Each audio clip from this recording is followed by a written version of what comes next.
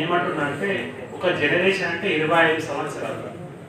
So మన కళ్ళ ముందు 2000 ఒక రెఫరెన్స్గా తీసుకుంటే 2025 గడిచిపోయి మనం ఏం సాధించాము, సమాజం ఎలా ప్రోగ్రెస్ అయిందంటే మన కళ్ళ ముందు కనబడుతుంది. బట్ వచ్చే ఫ్యూచర్ ఆఫ్ ఆల్టర్నేటివ్ పాలిటిక్స్ అంటే వచ్చే 25 ఇయర్స్లో మనం ఏం చేయాలన్నదే క్వశ్చన్. వాస్తవానికి ఈ టాపిక్ని నేను ఎక్కడికి వెళ్ళి తీసుకొచ్చానంటే మన మూర్తి పిహెచ్డి నుంచి. మూర్తి పిహెచ్డి ఏంటంటే ideological alliances and emergency of alternative politics A study of Telangana state. ఇప్పుడు మూర్తి దాని మీద రీసెర్చ్ చేశాడు. వాస్తవానికి ఈ ఐడియా మాకు ఎవరు ఇచ్చారంటే రాముల్ సార్ ఇచ్చారు. సిపిఎం పార్టీతో పనిచేసే రాముల్ సార్ ఏం చేశారంటే జీరామ్ అంటే ప్రతిసారి నా దగ్గరకు వచ్చినప్పుడు ఒక కాన్సెప్ట్ చెప్పేవాడు, మిత్ర వైరుధ్యం శత్రు వైరుధ్యం. అఫ్కోర్స్ మనకు మావో రాసిన బుక్ కాంట్రడిక్షన్స్ ఆఫ్ కాంట్రడిక్షన్స్ కూడా తెలుసు. సో మన దగ్గర కూడా చాలా వైరుధ్యాలు ఉన్నాయి. ఈ వైరుధ్యాలు ఎందుకు వస్తున్నాయి అంటే బికాస్ ఆఫ్ పోస్ట్ మోడర్నిజం. మనం ఆధునిక ప్రపంచం నుంచి ఆధునిక అనంతర ప్రపంచంలోకి వెళ్ళాం కాబట్టి end of ideology, death of history, rejection of meta narratives అనే కాన్సెప్ట్స్లో మనం గెలవకుండానే మన బ్రెయిన్ల పైన ఆపరేషన్ చేస్తున్నాయి కాబట్టి మనం ఆ స్థాయిలో పడిపోయాం. కాబట్టి మనకు సోషలిస్ట్ పాలిటిక్స్ లేకపోతే ఐడియాలజికల్ పాలిటిక్స్ ఇవల్ల మనకు అర్థం కావాలి. మొత్తం కూడా ఐడెంటిటీ చుట్టూ తిరుగుతుంది, రిజెక్షన్ పాలిటిక్స్ నడుస్తుంది. సో ఈ క్రమంలో తెలంగాణను ఒక ఎగ్జాంపుల్గా తీసుకుంటే తెలంగాణలో ఆల్టర్నేటివ్ పాలిటిక్స్ను క్రియేట్ చేయొచ్చా చేయరాదనేది ఒక ప్రశ్న. సో ఇప్పుడు నేనేమంటున్నా అంటే ఇది కరెక్ట్ సరైన సమయం అని చెప్తుంది. సో మన ముందు బిఎల్ఎఫ్ కూడా ఒక ఎక్స్పెరిమెంట్గా చూసాం. సో సంహౌ అది ఒక ఆశను ప్రజలలో ఒక హోప్ను క్రియేట్ చేసింది, కానీ అది గ్రౌండ్ లెవెల్లో పర్కులేట్ కాలేదు. దానికి కొన్ని కారణాలు ఉన్నాయి.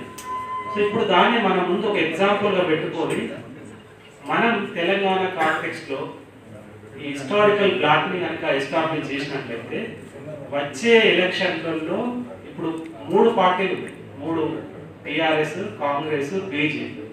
ఈ 3 పార్టీల పోరాటాన్ని 4 పార్టీల వేదిక వేయాలి. సో 4th యాంగిల్లో కనుక ఎలక్షన్లు కనుక జరగగలిగితే ఖచ్చితంగా అది వీకర్ సెక్షన్కు బెనిఫిట్ అయ్యే అవకాశం ఉంది. సో దానికోసం ఏంటంటే విద్యార్థులు ఇక్కడ నుంచి స్వతంత్రంగా ఒక వేదికను లెఫ్ట్ ఫోర్సెస్, బహుజన ఫోర్సెస్, బీసీ ఫోర్సెస్ను కనుక ఒక తాటికి తీసుకొచ్చి ఒక హిస్టారికల్ బ్లాక్ని కనుక ఎమర్జ్ చేసినట్లయితే ఖచ్చితంగా మనకు ఫ్యూచర్ ఉంది. సో ఇది ఒక మా అంటే రీసెర్చ్లో వచ్చిన అవుట్కమ్ కావచ్చు, లేకపోతే ఒక కామన్ అండర్స్టాండింగ్ కూడా కావచ్చు. దీని మీద ఇది సాధ్యమవుతుందా కాదా, దీని మీద ఏం ఆర్డర్స్ ఉన్నాయి, మీరు కనుక క్వశ్చన్స్ రైజ్ చేస్తే ఇంకా రీసెర్చ్ రిఫైన్మెంట్ అవుతుంది.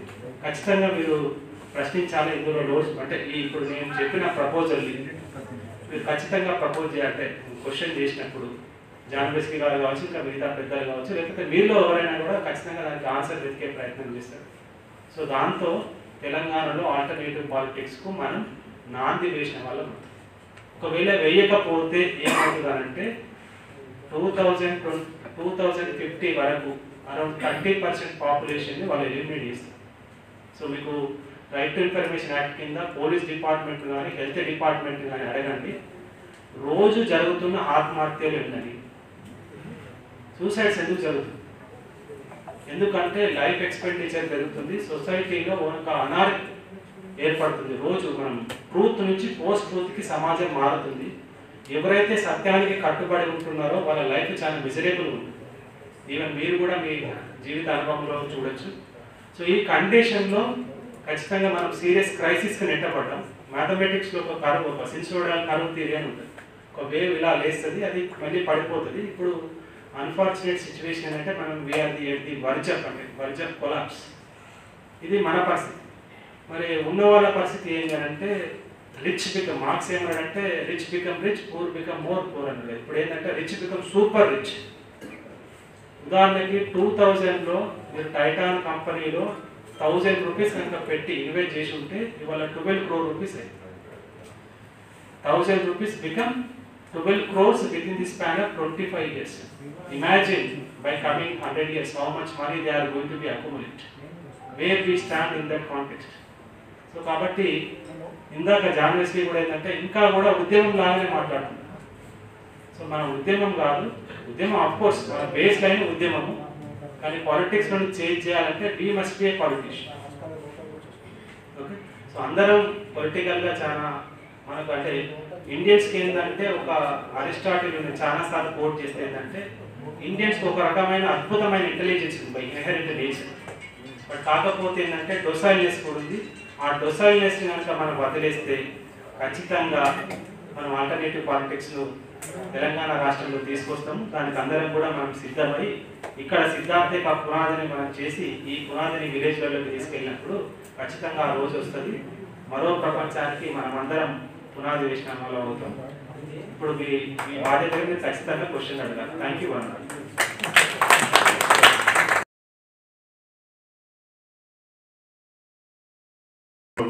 మిత్రుడు రామశేఖర్కి ధన్యవాదాలు. ఫార్మల్గా మనం అనుకున్నాం